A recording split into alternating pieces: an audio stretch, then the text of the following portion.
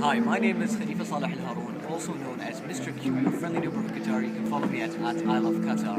And I'm one of the founders of iloveqatar.net, which is also one of the largest social media networks in the country, also one of the largest ad networks in the country as well. I'm also one of the heads of Vodafone, the head of innovation at Vodafone Qatar.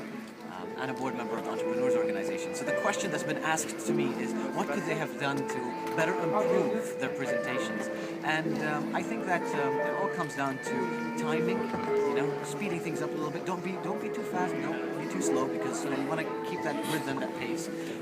Always make sure that you have some bullet points or some notes, ready at hand, just in case you lose your train of thought for one reason or another. And I think that another easy thing is to always think about the potential questions that they're going to be asking you, and they're always the who, what, when, why, where. Those are the basics that anybody will ask. If you can answer those questions before they have an opportunity, guess what? The questions that they'll ask you are most probably going to be superficial, really basic things that'll make your life a little bit more easier. So think about those basic who, what, when, why, when, where questions. Put them into a presentation as a bullet point, and then also make sure that the project is summarized in a sentence. What's your elevator pitch? So if you only had 10 seconds with any of the panelists or with the audience, what are you going to say to get their ears to prick up so they can get their attention? Because once you have their attention once, they're probably going to pay attention to your whole entire presentation. In terms of project ideas, what could have done better?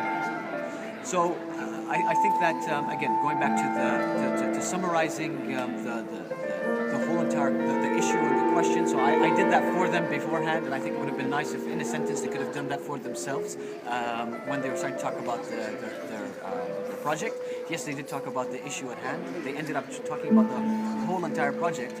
But what is the solution in a couple of bullet points? So one of the teams actually did that in the very beginning. Some of the other teams needed a little bit more prodding and pushing to get to that point. And I think that, let me talk about post-presentation actually, because this is where I have the most feedback. When somebody asks you a question and you're not sure what that question is, it's better to ask them to clarify rather than just answering something totally different, because then you lose a little bit of credibility. So that's my big advice to anybody giving a presentation and following up that presentation as well. Okay, thank you.